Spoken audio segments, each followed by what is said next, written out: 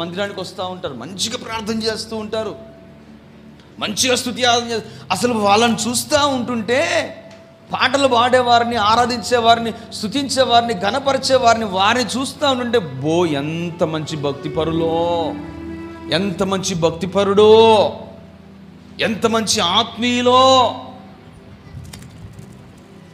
అని గొప్ప గొప్పగా చెప్పుకోవడానికి గొప్ప గొప్ప వేషాలు వేస్తూ ఉంటారు. ప్రేమైన సహోదరి సహోదరుడా, నీ వేషము, నీ ముసుగు నా దేవుడు ఒక దినం తెరవబోతూ ఉన్నాడు.